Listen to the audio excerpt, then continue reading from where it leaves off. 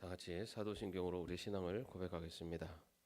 전능하사 천지를 만드신 하나님 아버지를 내가 믿사오며 그 외아들 우리 주 예수 그리스도를 믿사오니 이는 성령으로 잉태하사 동정녀 마리아에게 나시고 본디오 빌라도에게 고난을 받으사 십자가에 못 박혀 죽으시고 장사한 지 사흘 만에 죽은 자 가운데서 다시 살아나시며 하늘에 오르사 전능하신 하나님 우편에 앉아 계시다가 저래로서 산자와 죽은 자를 심판하러 오시리라.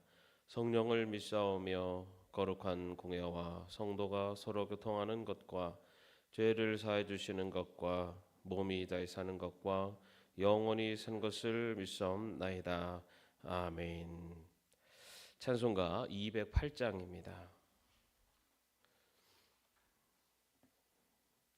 찬송가 208장입니다.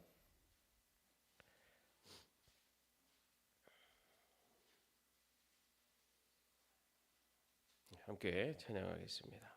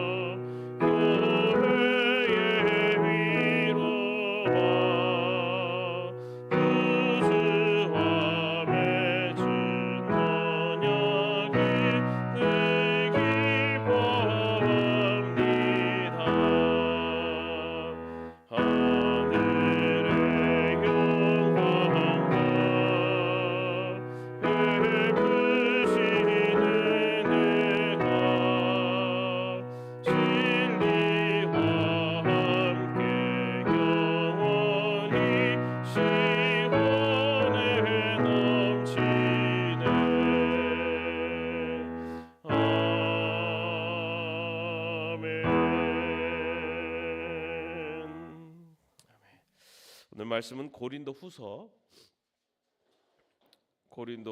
1장 8절과 9절의 말씀입니다. 함께 합독하겠습니다. 형제 자매 여러분, 우리가 아시아에서 당한 환난을 여러분이 알기를 바랍니다. 우리는 힘에 겹게 너무 짓눌려서 마침내 살 희망마저 잃을 지경에 이르렀습니다. 우리는 이미 죽음을 선고받은 몸이라고 느꼈습니다. 그렇게 된 것은 우리 자신을 의지하지 않고 죽은 사람을 살리시는 하나님을 의지하게 하기 위함이었습니다. 아멘. 오늘 이 아침 주의 앞으로 나온 여러분 모두에게 하나님께서 큰 은혜로 함께 하실 줄로 믿습니다. 여러분들 새벽기도 나오실 때 어떤 마음을 갖고 나오십니까?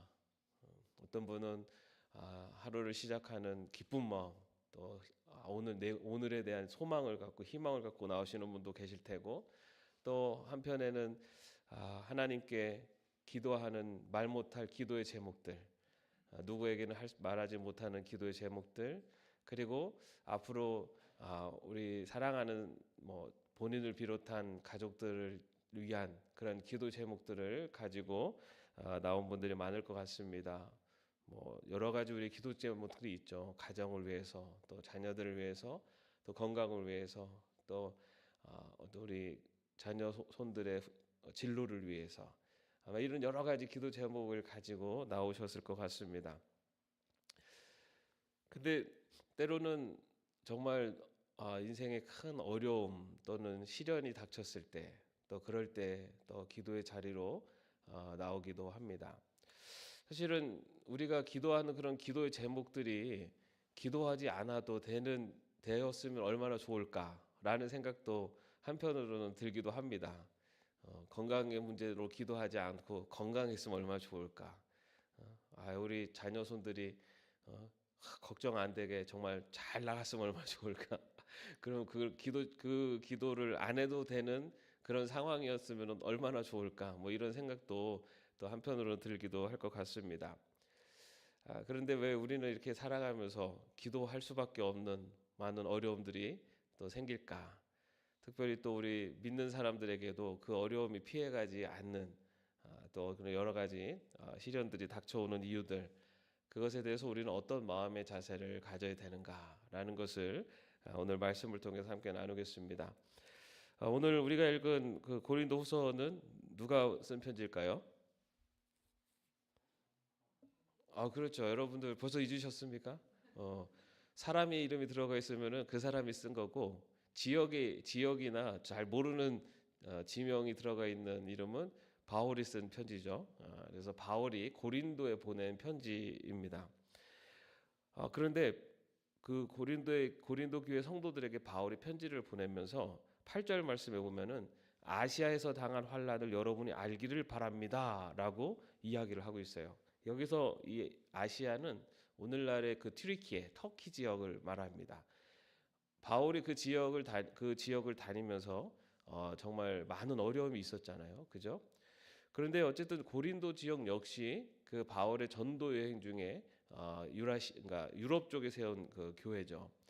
그런데 거기에 어떻게 보면 거기를 창립한 개척 목사님이세요. 그런데 거기에다 편지를 쓰면서 내가 어려움 당한 거를 당신들이 알았으면 좋겠다라는 이야기를 합니다.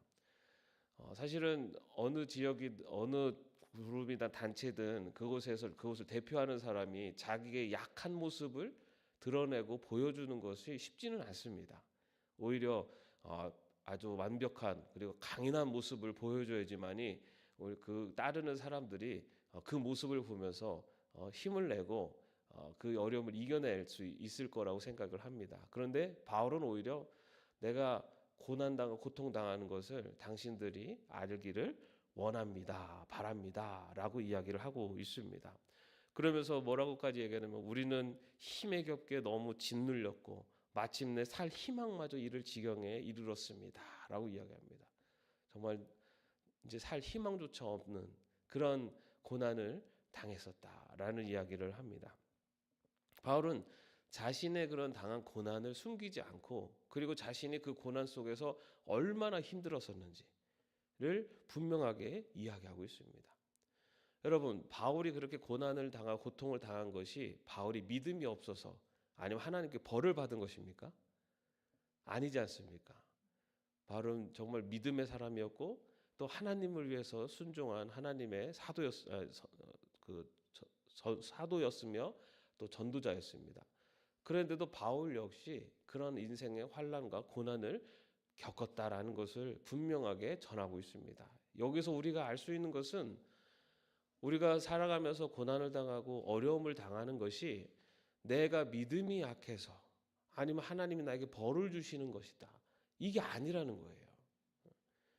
우리 믿는 사람들도 이것 때문에 많이 힘들어해요. 뭔가 어려움이 닥치면은 내가 믿음이 약해서 또는 하나님이 나에게 벌을 주시나? 라고 생각을 해요. 여러분, 그럼 바울은 믿음이 없어서 고난을 당하고 하나님 벌을 주셔서 고난을 당합니까?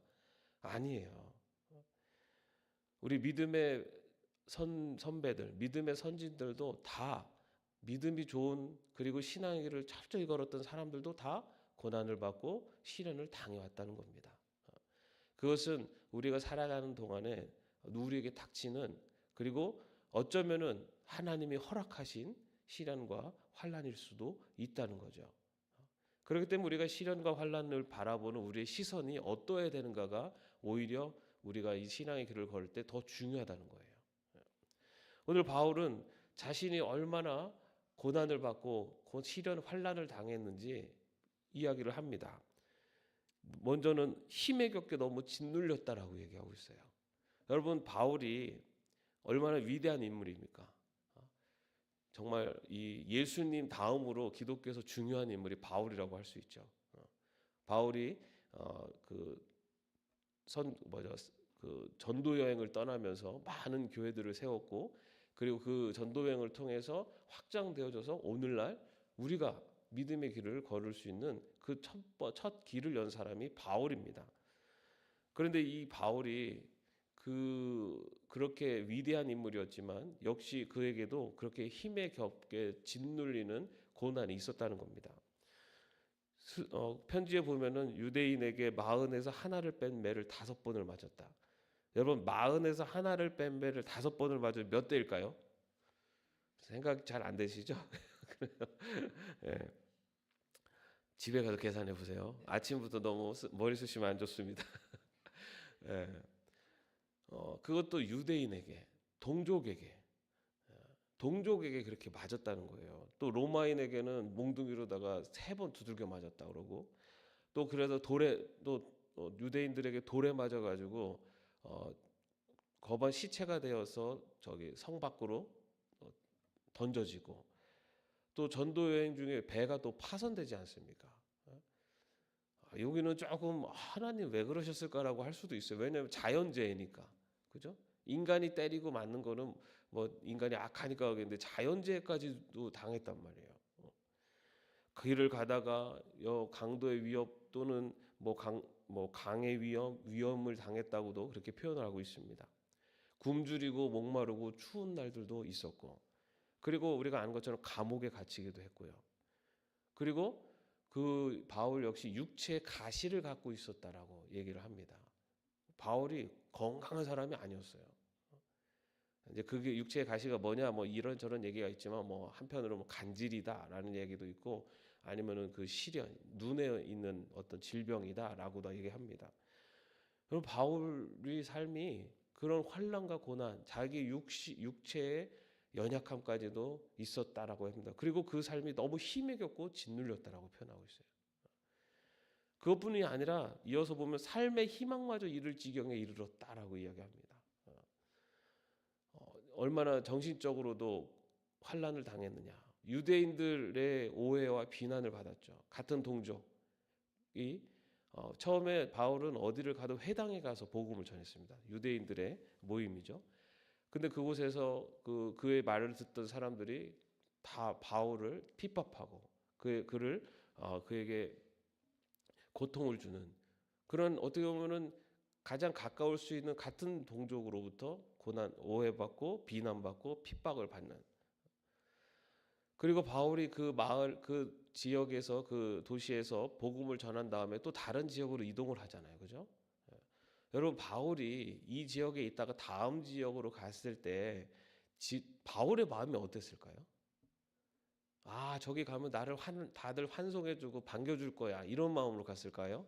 아니면은 여기서도 이렇게 고난을 당했으니 저쪽으로 가도 저곳에서도 고난을 당할 수도 있겠구나, 이런 마음으로 갔을까요? 아마 그곳에 가서 환송을 받을 생각까지는 어려웠을 거예요. 그냥 핍박을 안 받았기만 해도 다행이다라는 마음으로 갔을 겁니다. 그렇게 이동할 때 우리는 그냥 루스드라에서 더베 뭐 이런 식으로 도시를 이동했다라고 하지만, 그 이동하는 동안에 바울의 마음이 어땠을까? 아마도 두려움도 있었을 겁니다. 그곳에 가서는 어떤 고난을 당할까? 그것뿐만 아니라 그렇게 어렵게 세운 교회들로부터 들려오는 소식이 성도들 간에 분열이 있고 갈등이 있고 여러 가지 윤리적인 문제들이 있다는 소식을 들을 때, 그리고 또 거짓 교사들이 찾아와 가지고 성도들을 미혹하고 있다는 그런 소식을 들을 때 이 바울의 마음이 어떻겠습니까? 정말 힘들게 나온 자식 같은 교회들인데 그런 교회들이 그렇게 힘들어한다는 모습을 들으면 얼마나 걱정되고 염려되겠습니까? 그뿐만 아니라 우리가 디모데후서에서도 본 것처럼 동역자들, 같이 일하는 사람들 중에는 바울을 배신하고 떠나간 사람들도 있었어요. 그리고 자신이 세운 교회 성도들이 바울을 의심하고 바울의 사도성을 의심하고, 그러니 뭐 바울의 마음이 어떻겠습니까? 로마서 9장 2절에는요 자신의 마음을 이렇게 얘기해요. 마음의 큰 근심과 그치지 않는 고통을 가지고 있다라고. 바울 그 믿음의 사람, 신앙의 사람 바울도 이렇게 환난과 고통을 당했어요. 그리고 그때 너무너무 짓눌려 죽을 것 같고 희망마저 이르는 것 같다라고 그렇게 이야기를 합니다. 여러분, 우리가 고통을 당하고 힘들어하는 것이 잘못된 것도 아니에요. 믿는 사람이라고 힘들지 않습니까? 다 똑같아요. 그러면서 바울은 아마도 그럴 때마다 우리처럼 갈등을 했을 거예요. 하나님, 왜 저에게 이런 어려움을 주십니까?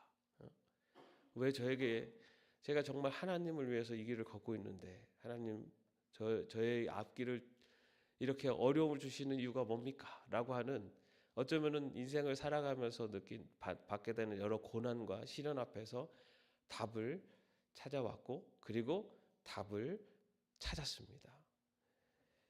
바울의 깨달음은 무엇이냐? 9절에 이렇게 돼 있죠. 그렇게 된 것은 우리 자신을 의지하지 않고 죽은 사람을 살리시는 하나님을 의지하게 하기 위함이었습니다. 우리 자신을 의지하지 않게 하시기 위해서라는 거죠. 여러분, 저는 뭐 절대 하나님만 의지하지 전 다른 어떤 것도 의지하지 않습니다. 그렇게 우리가 말로는 하지만 실제로 정말 우리가 하나님을 가장 의지하고 있느냐. 하나님만 의지한다고 해서 병원 가지 말라는 게 아니에요. 하나님을 의지한다고 해서 공부하지 말라는 게 아니고 어떤 인생의 문제를 해결하려고 노력하지 말라는 게 아니죠. 무엇이냐면은 우리가 정말로 의지하는 누구를 의지하고 있냐 이거예요.